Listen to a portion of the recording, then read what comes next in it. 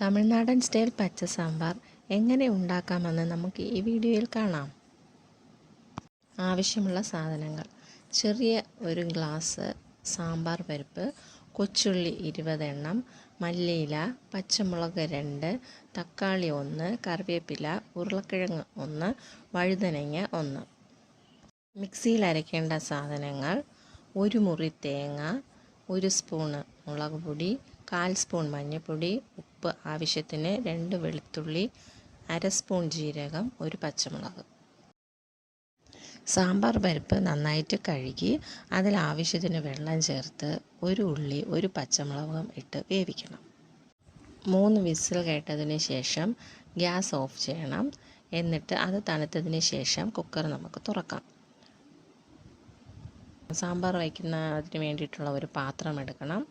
അതിൽ വഴുതനങ്ങ, ഉരുളക്കിഴങ്ങ്, കൊച്ചുള്ളി ചെറുതായി അരിഞ്ഞത്, തക്കാളി, പച്ചമുളക്, ആവശ്യത്തിന് വെള്ളം കൂടെ ചേർത്ത് ഉപ്പുമിട്ട് വേവിക്കാം. മലക്കറി വേവുന്ന സമയം കൊണ്ട് നമുക്കതിൻ്റെ കൂട്ട് അരച്ചെടുക്കാം.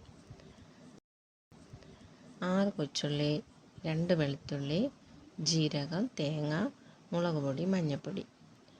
പ്രത്യേകം ശ്രദ്ധിക്കാനുള്ളത് നന്നായിട്ട് അരയേണ്ട. കറി വെന്തിട്ടുണ്ട്.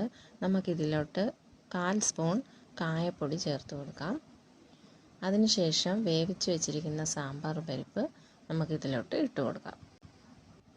നന്നായി തിളച്ച ശേഷം നമുക്ക് അരപ്പ് ചേർത്ത് കൊടുക്കാം. വെള്ളം കുറവാണെങ്കിൽ കുറച്ച് വെള്ളം കൂടെ ഒഴിച്ചു കൊടുക്കണം.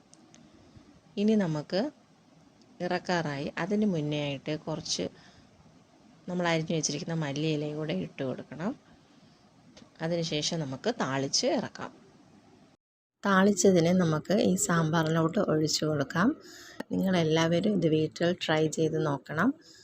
ഈ ചാനൽ ഇഷ്ടപ്പെടുകയാണെങ്കിൽ നിങ്ങൾ ലൈക്ക്, ഷെയർ ചെയ്ത് സബ്സ്ക്രൈബ് ചെയ്യണം. Thank you.